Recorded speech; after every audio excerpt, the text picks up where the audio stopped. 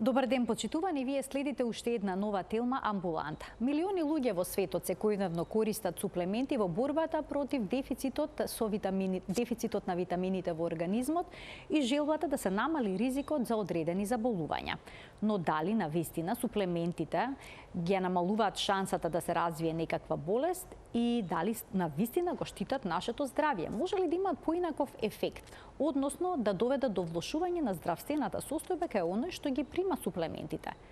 Навистина ли ни се неопходни суплементите? Ќе го запрашаме професор доктор Нико Беќаровски, интернист, токсиколог од Универзитетската клиника за токсикологија.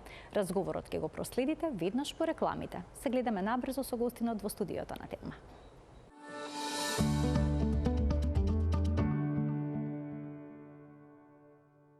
Дали навистина суплементите се пократкиот пат до здравието? Вела дека штитат од болести, но дали тоа може би понекогаш е бајка, што кај некого може да има дури и трагичен крај? За употребата на суплементите и дали тие навистина се неопходни за подобрување на нашето здравје, ќе го запрашаме професор доктор Нико Беќаровски, интернист, токсиколог од Универзитетската клиника за токсикологија. Професоре, добро ни дојдовте во студиото на Телма. Добре ме најдов и драго ми е што се наоѓам конечно во климатизирана просторија како што треба. Ниту премногу ладно, ниту премногу топло. Таман.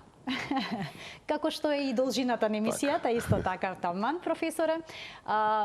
Што велат статистиките за употребата на суплементите во светот? Колку често се применуваат? Колкав дел од светската популација ги зема? Дали тоа се прави секојдневно или пак периодично? Па може би еден од најдобар податок е што тоа е една од најбрзо растечките индустрии. Ова посебно се одрази, веќе почнавме сите да го делиме пред ковид и ковид времето, значи правата револуција, макар што се користеа и наназад, ако памтиме, кога започнав јас со својата кариера пред 3 и повеќе децени, тогаш се знаеше Б комплекс витамини постоја, рибино масло и витамин С. Тоа беа толку беа. Денеска ги има толку многу што и ние лекариве веќе не ги знаеме нити по состав, по име, па воопшто да не правиме муабет зашто секој ден излегуваат нови и нови. Меѓутоа тоа е бизнис кој што секоја година се смета дека има порас од преку 10%. Веќе во овие години е достигнат на годишно ниво, се смета дека е некаде преку 500 до 600 милиарди долари дека се работи бизнес. Кога ќе споредиме, тоа е Македонија, следниве колку доаѓа таму 90 години, буџетот е толкав.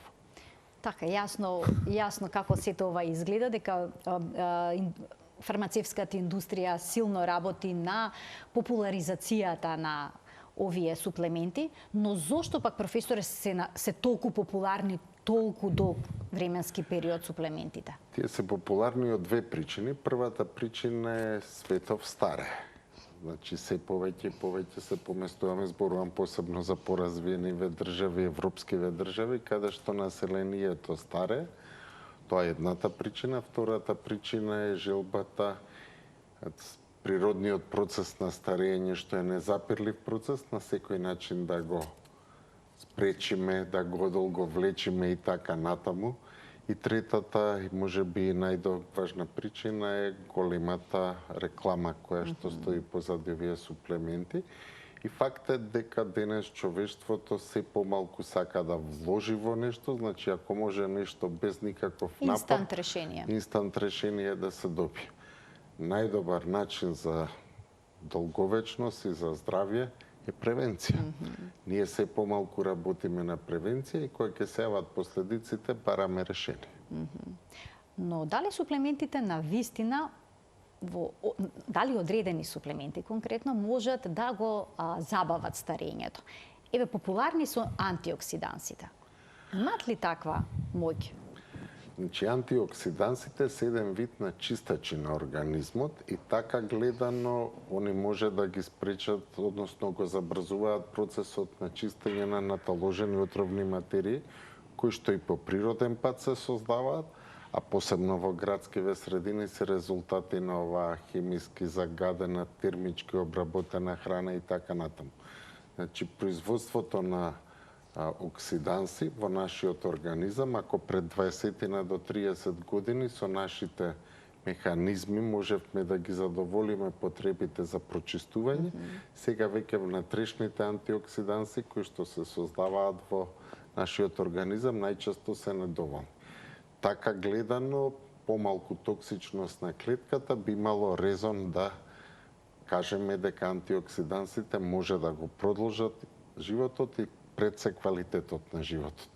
Меѓутоа, и секогаш има едно меѓутоа, но прашањето е околу типот на антиоксиданси, квалитетот на антиоксиданси и комбинациите за кои што многу малку се зборува, многу малку се знае, а сите луѓе со цел за што побрзо да постигнат ефекти ќе земат еден производ.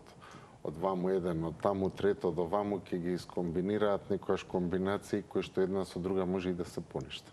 Значи комбинациите може да бидат всушност проблематични и да доведат до небезбедност на суплементите? Јас многу сакам и на студентиве секојаш им го кажувам примерокот со еден производ кој што го има и на нашиот пазар, или нема да го спомнем името зашто не би требало, меѓутоа производот се состои од 5 прекрасни состојки во кои што има рејши печурка, има матечен млеч, значи дел од брокула, дел од домативе и така натаму, значи 5 изворедни производи кои што меѓусебно гледано и поединечно сите од нив даваат прекрасни резултати, односно делуваат антиоксидативно.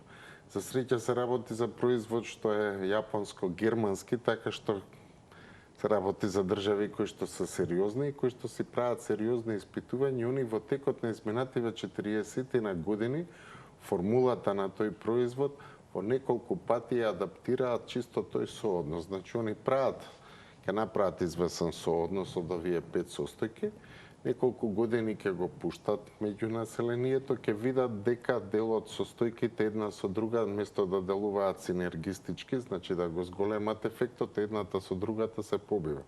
Пак ја зголемат состојката, така што конечно веќе 15 на години тој производ е со стандардизирана формула, меѓутоа тоа е резултат на бројни испитувања, бројни вложувања. За жал, помаливе компании не може да си дозволат таков луксус да ги прават сите овие испитувања и многу често може да се случи место да добиеме на позитивен ефект, да имаме едното со другото да се поништат ефект. Така, но некогаш и ние самите, како што споменавте, си ги правиме овие комбинации и можеме да всушност не да го добиеме посакуваниот ефект, туку напротив да има контраефект, да има и несакани дејства. Многу честа дејства. комбинација е земање на К-витамин и куркумин. Куркумата ја користиме многу често, таа ја разградува крвта, ова го даваме каде што каде што веќе ни се појавуваат крварења, така што едно со друго ќе поништиме голем дел од дејство. Го споменавте, професоре, витаминот К. Дали одредени суплементи, поточно мултивитамини, може да бидат проблематични за одредена категорија на пациенти? Например, доколку е присутен витаминот К, пациентот има проблем со коагулација на крвта. Така. Фактички ние го користиме и витаминот К и како лек кај голем број на различни коагулопатии, каде што ги имаме точно овие проблеми и ние во токсикологија многу често во труењата со тие отрови за глувци каде што настанува нагло разречување на крвта го користиме и како антидот, значи како лек.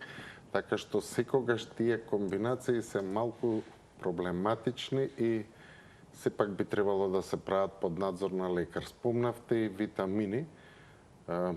Уште во средна школа учевме дека дел од витамините, покрај тоа што може да предизвикаат хиповитаминоза и сериозни болести, и хипервитаминоза предизвикува сериозни болести. Тоа се тие масни кои што не се раствараат, не е ни толку важно. Значи, не значи дека ние може да земаме неограничени количини. Малку е лесно со витамин С, зашто витамин С, колку и да внесете, ќе го изфрлите преку урината. Може би малку ќе делувате на бубрезите, но генерално безбедно ќе го изфрлите. Меѓутоа, веќе со витамин А, витамин К, што го спомнавте и така натаму, тоа се витамини каде што постои предозираност. Значи не е едноставно да се изфрлат од организмот и може да дојде до зголемена концентрација на овие витаминци. Голема концентрација која исто така предизвикува сериозни состојби како што предизвикува и недостатокот и можеби би било идеално веќе кога луѓето кои што земаат витамини барем на неколку месеци да направат контрола на нивото на витамини. Сега тоа го обтоварува фондот, кошта пари и така натаму.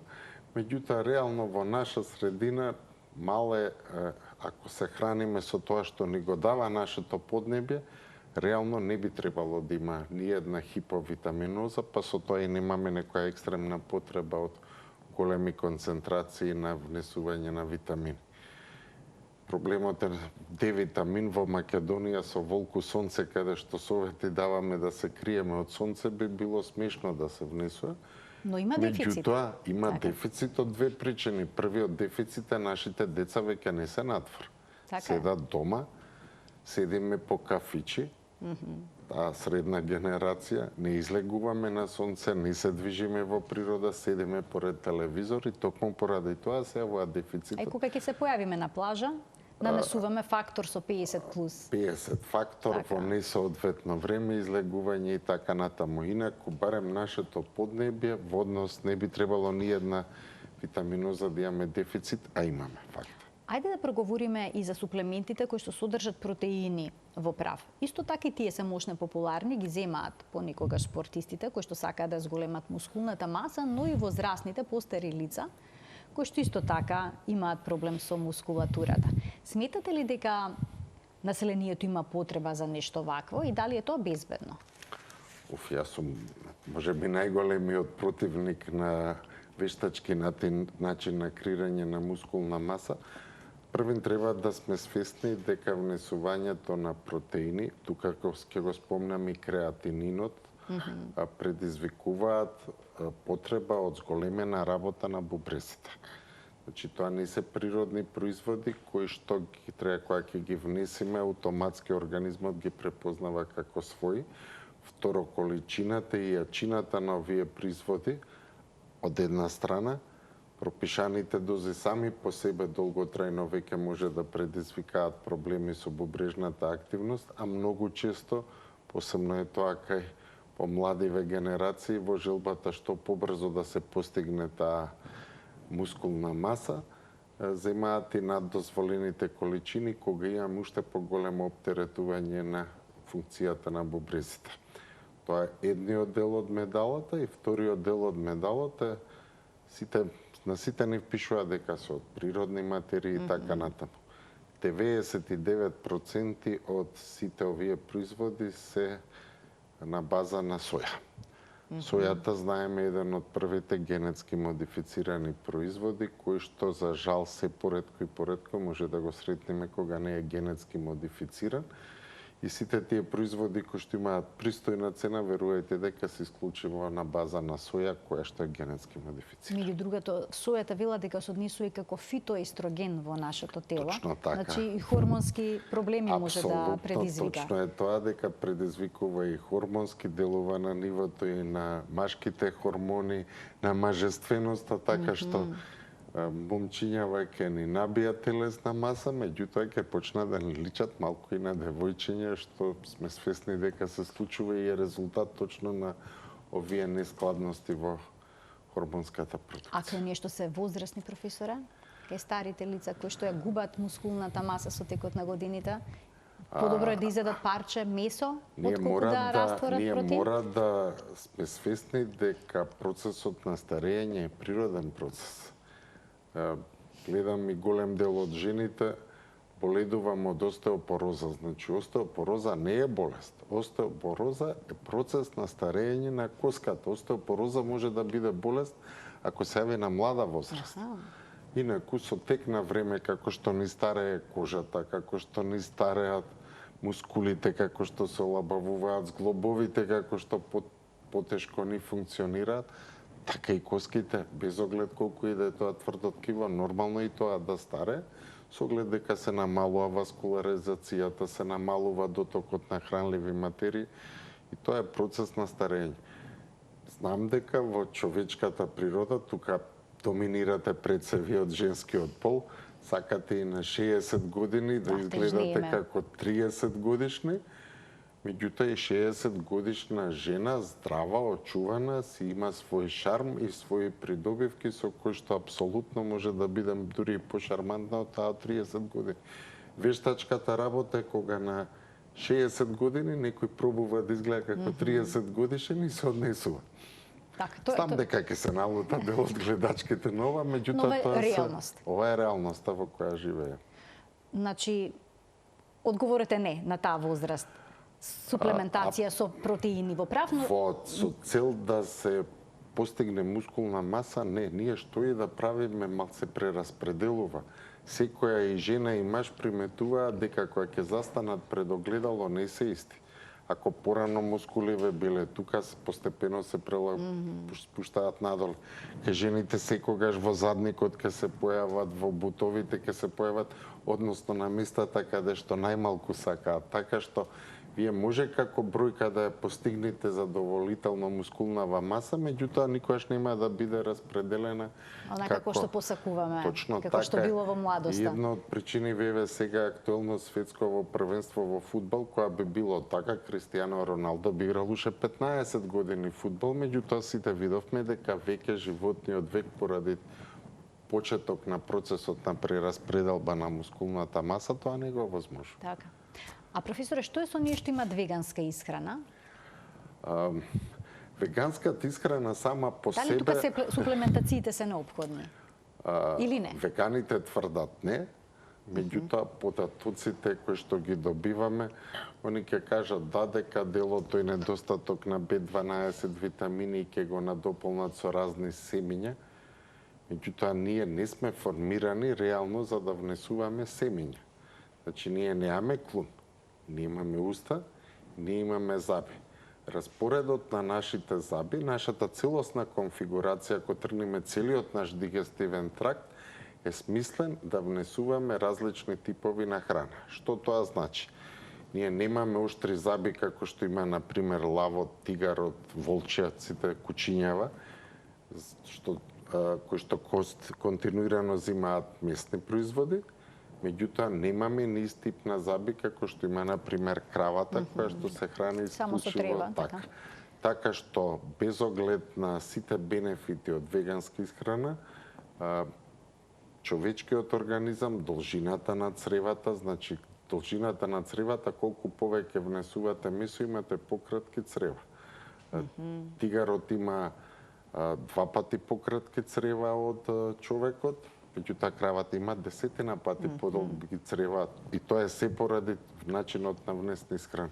Значи, ние сме комбинирани, еволуцијата не создала така и не случајно се вика дека сме на врвот на таа пирамида, да консумираме и од едниот и од другиот тип на храна. Друго е, како што идат годините, полека протеинскиот дел со оглед дека протеините и цела таа животинска храна дава еден вид на инстант енергија, која што во даден момент ни е потребна со зголемена физичка активност и така натаму. Како што поминуваат годините, така постепено би требало месото да се намалува на сметка на овошјето и зеленчукото. Сега дојдовме до делот со слабењето. Има на интернет бројни препарати кои што се наменети за слабење и на нив е наведено дека се диететски производи, на етикетите така е наведено, но имаше примери кај нас кога спортист беше дисквалификуван, ако не се лажам, токму поради користење на еден ваков производ. Значи, се случува ли во нив да има лек или пак да има некои недозволиви супстанции? Апсолутно да, многу често се случува да има хормони во нив. И најлесниот начин за вие да постигнете ефект на слабење е додавање на хормониве од штитнава жлезда. Значи, тироксинот е хормонот кој што е задолжен за метаболизмот. Високо ниво на тироксин ќе ви го забрза метаболизмот, вие ќе постигнете ефект. Меѓутоа, првен хормонскиот дел е можеби најсложената оска во човечкиот организам, каде што мало одстапување од нормалата натаму дава дисрегулација на сите останати ткива. И сега вие кога не знаете дека внесувате затоа што декларативно скоро никаде не е наведено, или ако е наведено некаде под некое име кое што дури и стручњациве додека да го дешифрираат, зашо мене сега ако ми ја кажете хемиската формула на тироксин, ама баш ништо нема да ми значи, ќе има таму десетина зборови наредено како резултат на хемиската формула и нема ни да помислам дека се работи за тироксин. Значи тие маркетиншки трикови на кои што се прикриваат овие работи. Тоа е од една страна, а од друга страна вие внесувате и сега замислете ако веќе имате проблеми, а кај нас 1/4 од жените имаат проблеми со тироидната жлезда. Производиве за слабење 70% ги користат повторно жени. И сега вие ако имате еден хашимото кој што условно земено кај вас е во една стабилна состојба, значи тоа е воспаление автоимуно на штитната жлезда, кое што или му дошол периодот да е стабилен или со ликови го стабилизирате, решите да идете на диета и во тој момент ви се случува нешто осеќате, тахикардии ве удираат, почнуваат ногти да ви се кршат, коса, се прават еден куп испитувања, никој може да има ни да помисли дека во проблемот е во диететскиот производ. Значи внимателно со нив? Или воопшто да не се користат? Може ли со суплементи да се постигне посакуваната телесна тежина? Ние мора да сме реални дека живееме во сосема друго општество. Често по интернет овие денови кружат слики од плажите на Јадран од 70-тите години, каде што нема луѓе со прекумерна телесна тежина, нема чадори, нема душеци, нема фактори за заштита и така натаму. Тоа време, за жал, неминовно заврши. Ние живееме се повеќе и повеќе седален тип, се повеќе и повеќе уште од децава мали веќе на улица ги нема, така што уште од мала возраст тотално се различни условите по кои што живеат. Толку брзо се менуваат економските услови, а еволуцијата е спор процес и не може да го постигне тоа. Значи, ние се наоѓаме во еден меѓупериод кога суплементацијата е потребна. Прашање е дали до овој степен и со која цел. Мислам, ако е целта доживотно да бидеме прекрасни убави како на 20 години, тоа е изгубена трка, пред време одма мора да се каже. Меѓутоа, ако е на дополнување на сите овие работи кои што се есенцијални за едно пристојно старење, тогаш да. Професор, ајде да ги продискутираме студиите кои што се занимаваат со ефикасноста на суплементите и витамините. Правени се бројни студии. Вела дека нема конкретно точен, јасен одговор, но повеќето од нив сугерираат дека тие нема да го продолжат животниот век, нема да го подобрат, односно нема да го спречат когнитивниот пат и нема да спречат развој на болести, пред се на хронични болести. Тоа е она што повеќето се надеваат. Дури имаше сега некои студии кои што се појави, кои што велат дека дури одредени суплементи и комбинации со витамини може да го зголемат ризикот од одредени болести да доведат до прерана смрт. Па што сега ова значи? Дали тоа значи дека не само што нема да заштитат од болеста за која што се обидуваме да го намалиме ризикот, туку може и да доведат до неа?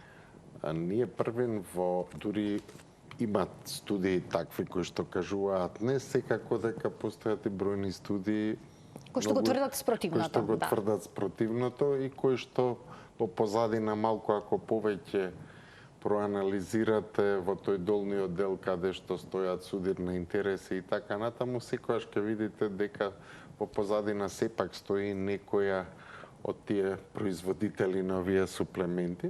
Меѓутоа, независно од тоа, дури во најнавивачки, да кажам, спремените студии каде што треба да се потврди дека еден суплемент има позитивно дејство, секогаш се заборава на еден многу важен фактор, а тоа е така наречениот плацебо ефект, односно ефектот на психолошки ефект од земањето на средства. Значи, голем дел од луѓево, која ќе зема тапче, која ќе земи нешто, убедени се дека се чувствуваат добро. Убеден е дека се чувствува добро и таа убеденост од друга страна е позитивна. Автосугестивна, така? Точно така, автосугестија, која што потикнува еден куп на ензими во човечкиот организам, што воопшто не е лошо. И секогаш е прашањето кај овие лекови, веќе ги крстиме, колкав е ефектот на автосугестија, колкав е реалниот ефект. За жал, сите овие студии, сите овие суплементи не подложат на истиот процес на регистрација, односно они се регистрирани како додатоци на храна. Значи, они не ги подложат сите оние студии, ригорозни и скапи студии, низ кои што поминува едно средство кое што е прогласено за лек. Тука е работата поради која што ние лекариве никогаш не можеме да бидеме на чисто и во ниту еден од медицина базирана на докази, суплементите како суплементи секогаш стојат како помошни средства. Не постои ниједна дефинирана болест, освен хиповитаминоза, D-витамин, рахит, да. Да продискутираме последната студија за која што можеа да прочитат, претпоставувам, и дел од гледачите, вели бета-каротенот во комбинација со витамин А зголемува ризикот за појава на рак на бели дробови кај пушачите. И сега бета-каротенот од храната и понатаму се тврди дека има антиканцерогено дејство. Но сега како суплемент вела дека е проблематичен. Има ли нукат објаснување зошто е ова вака? Зошто комбинацијата со витамин А конкретно според? Еве вака, значи голем дел од овие вие кажувате во хранава, значи начинот на кога ќе внесеме некој производ преку храната, он ги поминува сите процеси на обработка, на создавање на одредени метаболити. И многу често ние може, еве, бета-каротен внесен преку храна и бета-каротен директно внесен. Значи, за да стигне до бета-каротен внесен од храна, он треба да ги пројде сите оние процеси на обработка, на конјугација и така натаму во нашиот црн дроб. Во тие сите процеси метаболички, евентуалната токсичност на дел од овие метаболити се уништува, односно се превенира. Кога ќе го внесете директно, он сите тие процеси ги преминува, директно влегува во циркулација и може да настанат известни токсични ефекти. Интересно е тука да напоменам дека веќе и за дел од производи кои што доскоро се препорачуваа при појава на малигни заболувања, како тука се производи на лук, тука се производи на елицеа и така натаму, за кои што се тврдеше дека имаат многу позитивни ефекти, новите студии покажаа дека во тек на земање на цитостатска хемотерапија, значи, може да го намалат ефектот на самата хемотерапија.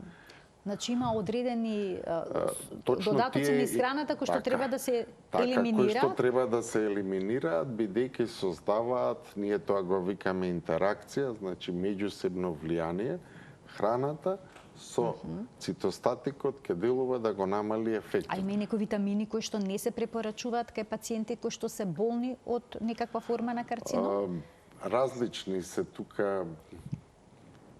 Конкретно не би кажал, макар што се Еве јас ќе напоменам, дали витаминот С е пожелно да се прима кај пациенти кои што имаат карцином?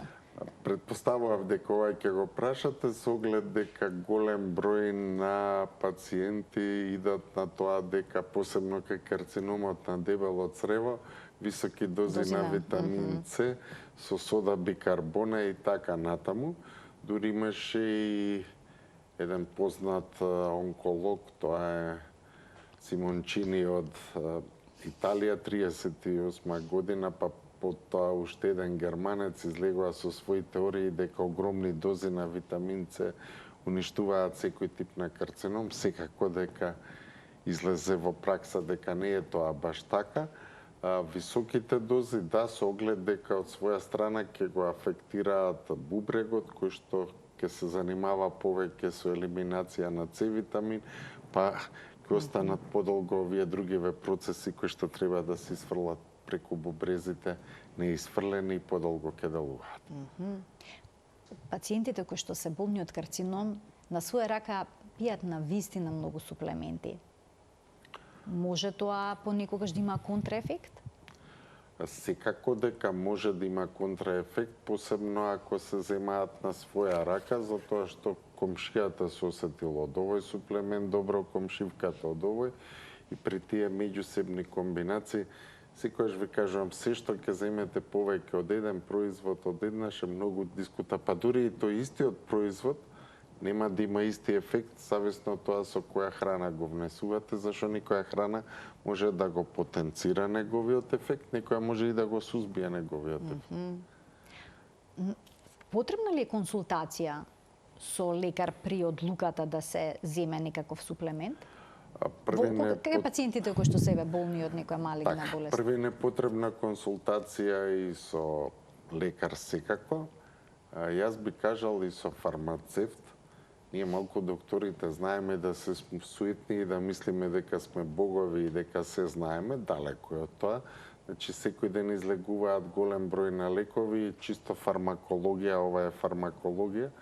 Пред се припаѓа на фармацевтите и малку треба да имаме повеќе, може би, доверба во нив, за тоа што они многу повеќе, ние учиме еден испит, они учат цел факултет за тоа. Тие меѓусоодноси, растенија, лекови и така натаму и многу подобро некојаш може да ви ги објаснат тие процеси што настануваат на ниво на клетка и при комбинација на овие неколку лекови.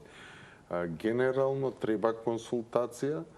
Еве ви кажав или со фармацевт кој што си ја знае работава кој што го работи, тој дел со лекарите кои што ја работат таа проблематика, ќе ви кажат за тие неколку производи со кои што они работат.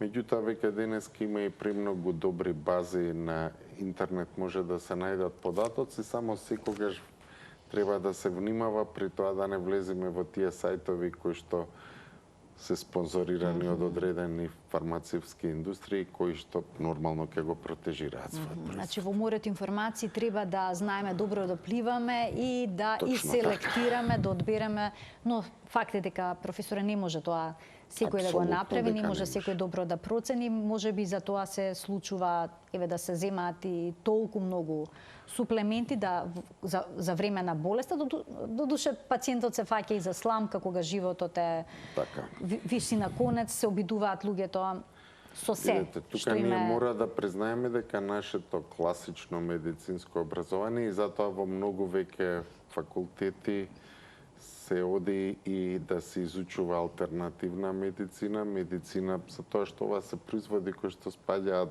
делумно во алтернативна медицина, делумно во класичната медицина и некако како најдобрите искуства од една страна и од тоа што го нуди современата наука, ние не може никако да изфрлиме една кинеска традиционална медицина која што постои 7000 години.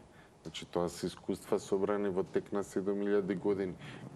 Индиската традиционална медицина, аюрведа, значи таму има работи кои што навистина делуваат, меѓутоа современата медицина едноставно ги стави на страна. Од една страна поради профит и од друга страна поради тоа што реално не ја знаеме доволно таа медицина, а треба да ја познаваме. Очигледно дека треба да се прошират видиците и во таа насока. Кога станува збор за суплементите и за витамините, професоре, може ли на нив да се гледа како и на лековите, дека тајната во нивното дозирање е всушност ефикасност е всушност во тајната на нивното дозирање? Прекумерно, нели, колку се земе некој лек во прекумерна количина, ќе делува како отров. Секој токсиколог првото предавање на своите студенти го започнува со тоа дека разлика меѓу лек и отров е во дозата, ама и уметноста е во дозирањето. Затоа што не е кај сите луѓе еднаква доза, еднаков ефект.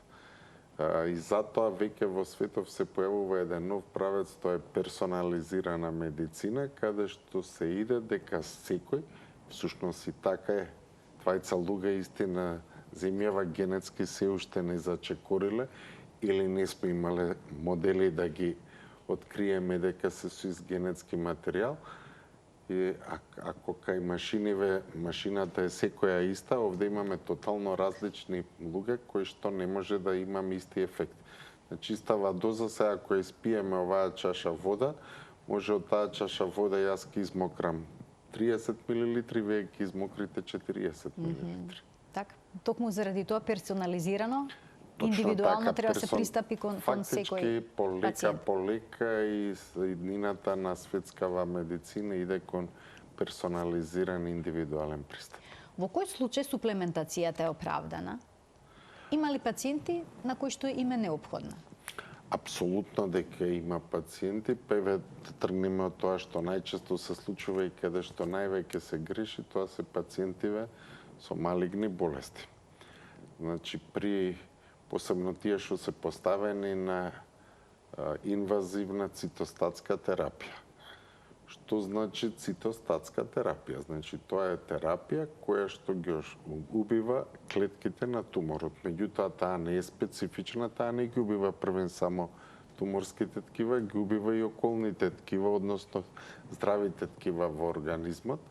Сите овие убиени клетки во себе содржат материи кои што после тоа кога ќе се уништат делуваат како отрови во организмот и тие треба да се исфрлат. Дел од нив со своите компензаторни механизми организмот успева да ги исфрли, меѓутоа дел од тие треба во моментов за да не делуваат оштетувачки на бубрезиве со оглед на нивната голема концентрација, да се примени соодветен антиоксиданс, еве ќе кажам, и таа група на антиоксиданси, имуномодулатори и така натаму, значи таа група на диететски производи, кои што ќе овозможат тие привремено да формираат една меѓуматерија која што не е толку отровна за организмот, па кога ќе дојде времето и тие да се исфрлат преку бубрезите. А што е да речеме со трудниците? Дали навистина кај нив е неопходна суплементација или пак со промена на начинот на исхраната може да се примат сите неопходни нутритиенти? Па со трудниците ние направивме од една апсолутно физиолошка состојба, значи таа се вика друга состојба, ама никаде не се вика дека е патолошка состојба, значи бременоста не може и не е болест. Ако не е болест, е нешто природно што природно се одвива. Значи, да се вратиме малку наназад, нашите баби голем дел се породуваа по полиње. Сега веќе 90% од труднициве нас не се раѓаат царски рез. Ние секоја година 23.000 цареви мали раѓаме во Македонија царски рез. Зошто? За тоа што наводно се создаваат компликации. Не е така. Ние мора да признаеме дека малку се претера првен во начинот на исхрана. Порано жените работеле па некои се пораѓале на поле во тек на жнеење, значи тоа е физиолошка состојба каде што треба предпазливост. Друга приказна е што нашиве млади не ќе да раѓаат во годините кога им е време за раѓање. Веќе просекот на раѓање се зголеми во четвртата деценија. Апсолутно е така. Не случајно за првата менструација се случува на 3-14 години. Вие рачунајте дека на 30 и нешто години е првото раѓање, значи 2 децени клетки се фрлаат, не е ова повик сега секако да се вратиме толку наназад, меѓутоа тие се тие причини поради кои што бременоста се повеќе и повеќе станува состојба каде што треба да се интервенира. Инаку кога се би дело по природен пат, апсолутно се работи за физиолошка состојба, а нема подобар регулатор од природата. Во природата све е толку идеално регулирано што ние ништо не треба да менуваме. Па дури и таа црната вдовица пред некој ден што го касна тој пациент и таа има своја функција зашто постои во природата. Во природата процесиве се регулирани, се најдовме ние најпаметните на врвот на таа пирамида, кој што тој процес го растуривме и сега треба да ги лечиме проблемите кои што сами си ги створивме. Така е. А професоре, што со возрастните лица и жените, споминавте дека имаат остеопороза, тие велат, тоа го доживуваат како болест. Сега се зема во тој период големи дози на калциум, на витамин Д и слично. Така. Неопходно ли е? Може ли тоа да доведе до некаква штета?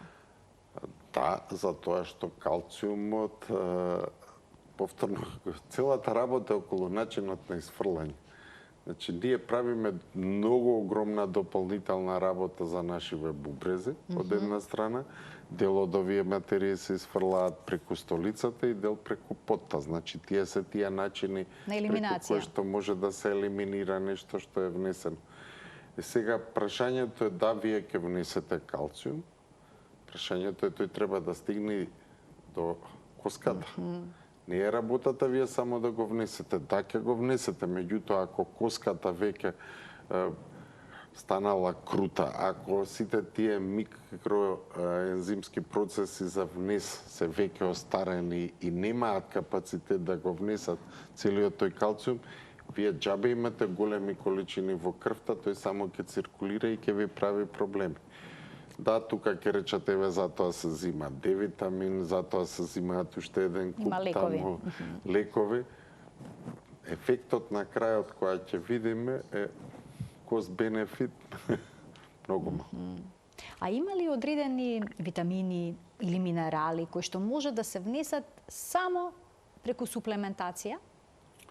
А како мислите, да не постојат? Да не постојат, да дефицитарни да бидат и сега да е неопходна суплементација. Па сега се појавија некои витамини кои што ние на времето не ги учевме без 17 и така натаму, за кои што се тврди дека едини начин е преку суплементација. Прашање е колку е тоа баш така. Да, постојат студии, се тврди дека е точно така, меѓутоа тука малку сум скептичен околу тоа, дека природата не создала за све одговор, не сум сигурен. Рибиното масло, односно суплементацијата со витамин Д е нешто што е неопходно, се практикувало и векови наназад. Да.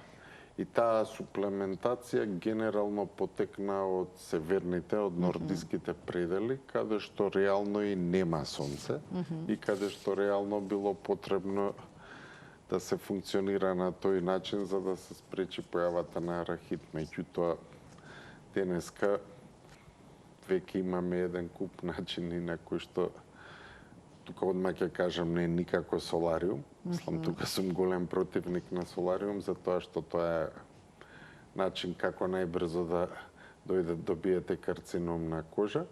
Меѓутоа, престој во денеска се патува, денеска имаме можности и кога е во Скопје магла, ќе ја запалиме колава, ќе се качиме на водно. Значи, работи кои што нашите предци ги немале, ние денеска ги имаме. Рибино масло, да, нема зошто да не, меѓутоа и тоа би било повторно во не некои претерани количини. И сега има некои препораки, вела дури и во најтоплиот ден од денот, под шарена сенка може да се извади детето краток период, конкретно за децата се однесува оваа препорака, за да го синтетизираат витаминот Д. Значи, постојат и природни начини, покрај суплементацијата конкретно со овој витамин. Секогаш природниот начин е посоодветен, бидејќи ние тогаш ги внесуваме, ние тоа го викаме како прекурзори, кој што после нашиот организам точно знае како да се ги преработи во тоа што му треба. А има ли одредени суплементи за кои што луѓето никако не смеа да ги земат на своја рака? Има ли нешто такво? Па не би рекол дека има, с оглед дека, знаете, целата приказна со суплементот може да не делува, ама не треба да наштети генерално, макар што еве комбинации конкретно со одредени витамини, суплементи може да потикнат. Ќе направи нешто драстичен проблем, не. Дали тоа значи дека сите ние треба да се вратиме кон стариот, добар, здрав начин на живот, кон здравите животни навики? Ама ние може да теоретизираме дотре дека треба така. За кучекот да биде таков, но потоа повторно ќе седнеме на кафе. Вечер ќе почне фудбалот во 9, може да трае до полноќ. По правило ние треба да легнеме, ако идеме по тој природен начин на живење, која ќе зајди сонцето, која ќе престане денот, веќе треба да спиеме за по природен начин да не се лачи мелатонин, по природен начин да не се лачи кај маливе деца соматостатин и така натаму. Значи сите тие хормони.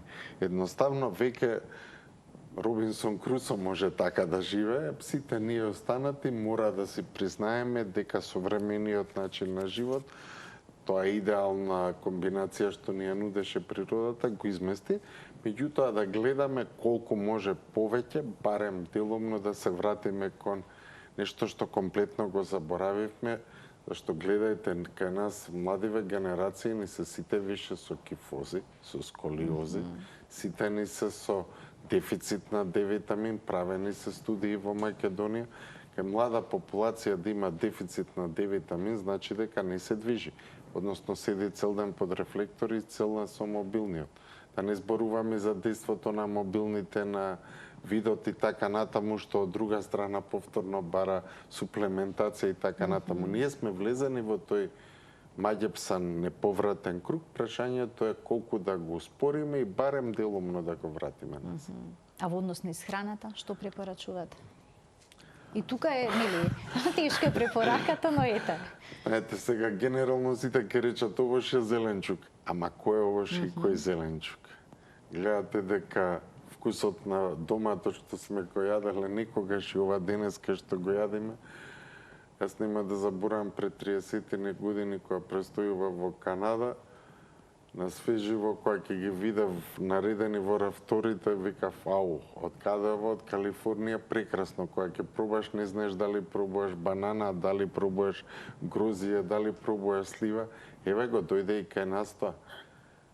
Подсетете се јагодите што ги јадевме оваа сезона, какви беа, дали беа тоа вкусна јагоди што го знаеме или нешто сосема друго. Од друга страна, веќе ниеден од нас не консумира месо кое што слободно пасе надвор. Такво и да ни донесат, сега да ви донесат кокошка... Имаме проблем да го конзумираме, ќе мириса. Точно така. Првин ќе ви мириса, второ не ќе знаеме како да свариме таа кокошка. Ќе биде тегаво месото? Тегаво ќе биде. Сум се обидела, професоре. Затоа ви кажу.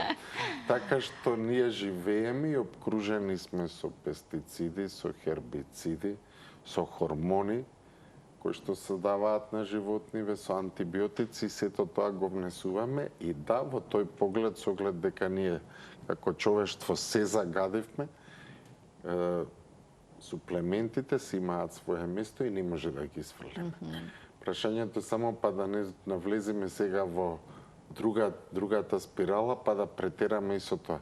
Инаку современиот човек денеска одговорно тврдам дека без известна суплементација не може да се подпри само на тоа што го нуди природата. Но тоа да се користи предпоставам оптимално. И па видете, ние во Доколку секој дневно се зема одреден суплемент или дури во оптимални количини, може ли да предизвика проблем? Не би требало ако се зема во оптимални или во минимални. Само прашањето е што е оптимално за вас, што е за мене. И затоа повторно идеме на таа персонализирана медицина, каде што на крајот на криштата и самите треба да видиме што на нашиот организам и како делува. Не може секојаш да истиот ефект кај двајца луѓе. Значи да си го слушаме и телото. Апсолутно да. Апсолутно да. И најдобро ќе ви каже што имате потреба. Вие кога ќе се будите наутро, многу често се случува да имате мачнина во желудник, да осеќате дека нешто ви се случува, испите 2 чаши вода, кај 80% ќе поминат симптомите со оглед дека се работи за најобична дехидратација која што настапила посебно во овие топли денови. А што ќе направиме ние? Имам мачнина, ајде да земам сода бикарбона, ајде ќе земам ланзулче или нешто на природна база. 2 чаши вода истата работа ќе завршат.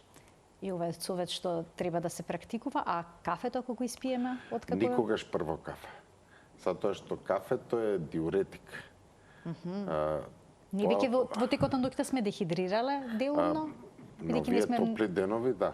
Апсолутно, да. Вие рачунајте дека имате еден долг процес во кој што назимате течности и настануваат знаци за дехидратација, за брзано дишење, потење, сето тоа е губиток на течности. Затоа нека започне денот со 2 чаши вода, барем една нека биде 200 мл, па причекајте пола 15 минути барем, па после тоа нека биде кафе. Јас ви благодарам многу за вашето денешно гостување, за сите појаснувања што ни ги дадовте, кои што се поврзани со суплементите и витамините, мултивитамините. Ви благодарам и вас. Летово повеќе ќе јадеме овоше, зеленчук, помалку суплементи, па од есен со загадувањето повторно ќе се вратиме на старите навики. Така е. Ви благодарам уште еднаш за гостувањето. Благодарам и вас. Почитувани, ова беше се во денешната тема амбуланта. Ви благодарам што не следевте со внимание. Ви посакувам пријатен ден.